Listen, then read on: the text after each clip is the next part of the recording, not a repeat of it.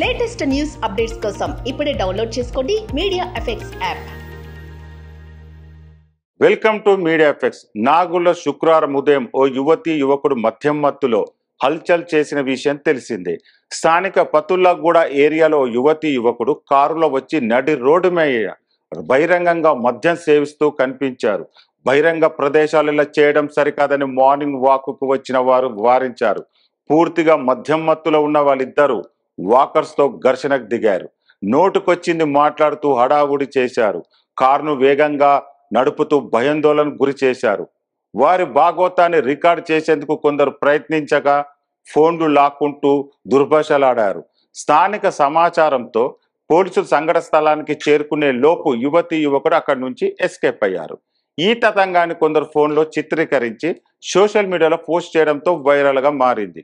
దీంతో రంగంలోకి దిగిన నాగోల్ పోలీసులు మద్యం మత్తులో వీరంగం సృష్టించిన యువకుని గుర్తించి అరెస్టు చేశారు. యువకుడు అలెక్స్ తో పాటు యువతిపై పబ్లిక్ న్యూసెన్స్ తో పాటు పలు సెక్షన్ల కింద కేసు నమోదు చేశారు. కాగా వీరిద్దరు సాఫ్ట్వేర్ ఉద్యోగులు అని తెలిసింది. నిన్నగాక మొన్న పూణేలో డ్రంక్ అండ్ డ్రైవ్ ఎంతటి ముప్పు తెచ్చిందో చూశాము. క్షణాల వ్యవధిలో 2 ప్రాణాలు గాల్లో కలిసిపోయాయి. హైదరాబాద్లో కూడా గతంలో డ్రంక్ అండ్ డ్రైవ్ వల్ల ఎన్నో ప్రమాదాలు జరిగి కుటుంబాలు రోడ్డున పడ్డాయి. అయినా కూడా కొందరిలో మార్పు రావడం లేదు. వీరు తాగి కారు నడుపుతూ అక్కడికి వచ్చారు. రోడ్డుపై ఆపి మళ్ళీ తాగడం మొదలుపెట్టారు. వద్దని వారించిన వారిని దుర్భాషలాడారు. ఏదైనా ఈ తరహా ప్రవర్తనపై కఠినంగా వ్యవహరించాల్సి ఉంది.